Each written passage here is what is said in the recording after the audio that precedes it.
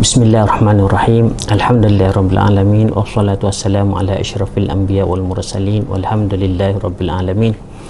Alhamdulillah, kali ini kita diberi peluang oleh Allah Subhanahu wa taala dapat bersiaran dan bersama-sama berada dalam satu majlis berkaitan dengan hari raya, di mana kami warga kerja di Pejabat Mufti Wilayah Persekutuan Cawangan Labuan sangat merasa gembira dan mengucap tahniah kepada seluruh muslimin dan muslimat yang dapat diberi kesempatan oleh Allah Subhanahu wa taala pada saat ini untuk menyambut lebaran hari raya yang sangat mulia Idul Fitri ini.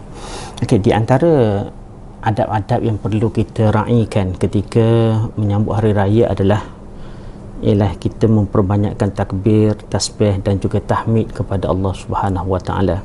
Ini biasa kita dengarlah setiap kali hari raya, mana takbir dikumandangkan apabila masuknya satu Syawal, di mana kita akan membaca takbir, tahmid dan sebagainya. Kemudian di sana terdapat juga perkara yang digalakkan kita lakukan secara beramai-ramai, iaitu kita mulakan hari raya kita dengan mandi dan sebagainya, dan juga kita memakai pakaian yang baru yang ada pada kita, serta kita menggunakan wangi-wangian yang ada. Itu yang ketiga lah. Itu juga yang dibuat oleh Nabi SAW dan dianjurkan oleh baginda. Dan selain daripada itu, kita juga dianjurkan untuk makan sedikit sebelum kita menunaikan solat raya. Tetapi kalau kita dalam keadaan pada hari raya kedua itu panggilan kita lah, panggilan kita. Tetapi kalau hari raya Idul Fitr ini daripada segi pandangan syarak hanyalah sehari sahaja. Adapun Idul Adha 3 hari. Jadi Idul Adha itu lebih besar daripada Idul Fitri. Namun bagi masyarakat kita, mungkin keadaan di tempat kita di mana biasanya kita menyambut Idul Fitri itu lebih besar berbanding dengan Idul Adha. Itu mungkin keadaan setempat. Ialah kalau kita duduk di Mekah, tempat kita di Mekah, mungkin Idul Adha lah yang besar, sebab ada korban yang begitu besar. Kemudian dia ada masyarakat Islam yang mengerjakan haji di sana. Kemudian selepas daripada kita menunaikan solat dan beramai-ramai di masjid, di mana disunatkan kita pergi ke masjid itu melalui jalan lain dan kita kembali pada jalan lain. Kemudian juga kita saling mengucapkan tahniah. Itulah biasanya kalau orang Arab dia akan ucaplah taqabbalallahu minna wa minkum. Kemudian dia ada ucapan tahniah yang lain, at-tahani, yang di kalangan mereka. Semua perkara ini boleh dilakukan dan ianya adalah satu perkara yang sangat baiklah untuk kita mengambil peluang untuk kita merapatkan hubungan silaturahim antara kita, saling ziarah menziarah, dan begitu juga membuat baik kepada kanak-kanak secara khusus dan juga orang-orang tua di kalangan kita. Di mana membuat baik pada kanak-kanak ini biasanya di dalam masyarakat kita lazimnya kita akan bagi duit lah, sebab kanak-kanak ni dia sangat gembira setiap hari raya dengan menerima duit raya tersebut. Jadi itu satu kelaziman yang baiklah di kalangan masyarakat kita. Cuma selain daripada perkara yang disebutkan itu yang menjadi kelaziman kepada kita dan juga masyarakat kita buat, di mana ada lagi isu berkaitan dengan ziarah kubur. Ziarah kubur ni ada pelbagai pendapat lah di kalangan ulama. Isu ini hanya timbul pada hari raya pertama sahaja, iaitu jadi hari raya pertama tu apa hukumnya kita menziarahi kubur pada hari raya pertama tersebut. Hari raya kedua dan seterusnya tak ada masalah lah, ataupun sehari sebelum raya dan sebagainya, tidak menimbul khilaf di kalangan ulama. Semuanya menyatakan boleh, sebab berdasarkan kepada hadis Nabi SAW yang menyuruh kita untuk memperingati mati dan juga memperbanyakkan melakukan ziarah kubur tersebut. Di mana hukum ziarah kubur ini ada beberapa pendapat lah. Kalau kita buka dalam kitab, kita dengar perbahasan di kalangan ulama, sama ada sama ada pembacaan ataupun melalui pelbagai sumber yang lain, kita akan dapati ada yang menyatakan bahawa hukumnya adalah haram. dalil alasan mereka adalah sebab Rasulullah SAW tak pernah buat pergi ziarah kubur pada hari raya, dan yang keduanya hari raya ni adalah hari gembira, maka mereka meletakkan hukum haram kepada melakukan ziarah kubur. Namun pendapat ini tidak kuat, sebabnya tidak ada dalil qat'i yang menyatakan bahawa ianya adalah satu perkara yang diharamkan oleh Allah Subhanahu wa taala atau diharamkan oleh Rasulullah sallallahu alaihi wasallam. Sebab untuk menyatakan haram dan tidak ini memerlukan kepada dalil yang kuat, baru boleh kita kata haram, baru boleh kita kata ini wajib dibuat. Mesti dalil yang kuat, tak boleh kepada dalil yang tidak berapa kuat. Dan ada yang berpendapat bahawa ianya adalah makruh, maknanya perbuatan itu makruh. Sebabnya adalah tidak ada dalil qat'i tentang pengharaman. Namun hari raya mereka masih berpendapat sebagai hari gembira, dan Rasulullah juga tak buat, maka mereka meletakkan hukum itu sebagai makruh. Dan yang ketiga, pendapat yang ketiga menyatakan ianya adalah harus, boleh saja nak melawat pada hari raya. Sebabnya adalah tidak ada larangan daripada segi syarak, tidak ada nas yang mengharamkan perkara tersebut secara jelas-jelas. Bahkan Nabi SAW menyatakan, kuntu nahaitukum an ziyaratil kuburi fazuruha. Jadi di situ mereka memahami bahawa menziarahi kubur itu boleh dibuat, tidak ada larangan. Sebab Nabi menyatakan, dahulu aku pernah melarang kamu daripada berziarah kubur, tetapi ziarahlah sekarang. Kemudian ada yang berpendapat, yang keempat berpendapat ianya adalah sunat untuk kita menziarahi kubur tersebut berdasarkan hadis tadilah. Sebab yang dikatakan sunat itu sebab hadis Nabi fazuruha, maka hendaklah kamu menziarahi kubur.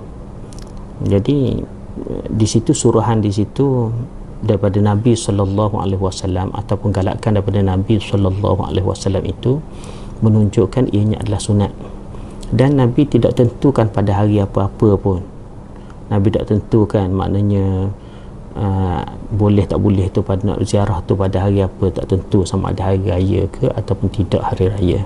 Jadi tidak menjadi isu di situ pada sebahagian ulama. Namun begitu kita kena lihat pada, yang penting kita kena lihat pada keadaan lah, wakil kita dan juga wakil masyarakat kita. Kadang-kadang keadaan kita ini berbeza, di mana kita kadang-kadang hari lain kita tidak mempunyai kesempatan, hari raya kita balik kampung umpamanya. Jadi baguslah kalau nak pergi ziarah, menggunakan peluang itu untuk berziarah di kubur ibu bapa kita. Dan setengah orang dia tidak merasakan kesedihan apabila pergi ke kubur. Mereka rasa gembira kerana dapat berziarah kepada kedua ibu bapa mereka. Kerana orang ahli kubur ni mereka dengar dan mereka tahu apa yang kita buat di kubur mereka. Sebab itu Nabi SAW menyuruh kita memberi salam kepada ahli kubur, sebab mereka mendengar dan mereka menjawabnya. Jadi perkara itu perlulah, maknanya kita pergi kubur, baca yasin dan sebagainya, tidak ada masalah. Tetapi yang lebih baik daripada itu, sebab di sana ada kaedah al-khuruj min al-khilaf aula, maknanya keluar daripada khilaf itu adalah lebih baik. Maka adalah digalakkan kepada kita kalau kita buat perkara yang tidak menimbul sebarang khilaf di kalangan ulama. Contohnya ziarah kubur sama ada sehari sebelum ataupun beberapa hari sebelum, ataupun kita ziarah kubur pada hari raya kedua. Itu lebih baiklah, itu pendapat itu yang lebih baiklah yang dapat kita lakukan. Kerana semua perkara ini untuk mengelak daripada khilaf tersebutlah, daripada perbincangan di kalangan ulama tersebut. Namun begitu ianya, maknanya dari segi amalan masyarakat kita memang ramailah kita berziarah pada hari raya tersebut. Jadi hukumnya macam tadilah apa yang telah kita sebut, maknanya di kalangan ulama ada pelbagai pendapat dan kita boleh tengok pada situasi kita lah. Sebab kalau orang kata kenapa Nabi SAW tidak ziarah, Nabi tak ziarah pada kubur pada hari raya, kubur kedua, terutamanya kubur kedua ibu bapa baginda. Jawapannya sebabnya kedua ibu bapa baginda berada agak jauh daripada Madinatul Munawwarah. Jadi maknanya adalah satu kesukaran lah untuk Nabi SAW pergi, walaupun maknanya ialah dengan perjalanan yang perlu dibuat tu. Jadi maknanya keadaan itu berbeza dengan wakil kita, sebab Nabi SAW, kedua ibu bapa Nabi ni adalah mereka tergolong dalam kalangan ahli fatrah. Ahli fatrah yang hidup di antara dua Nabi, dan mereka ni tidak menerima seruan Nabi baru, dan mereka jauh daripada seruan Nabi sebelum daripada itu. Jadi ahli fatrah ini adalah orang yang selamatlah. Wa ma kunna mu'adzabin hatta nab'atha rasula, dan tidaklah kami itu diazab sehinggalah dibangkitkan kepada kami itu rasul. Jadi dibangkit rasul, barulah seorang tu bila dia menentang ajaran Islam, barulah dia akan dimasukkan ke dalam api neraka.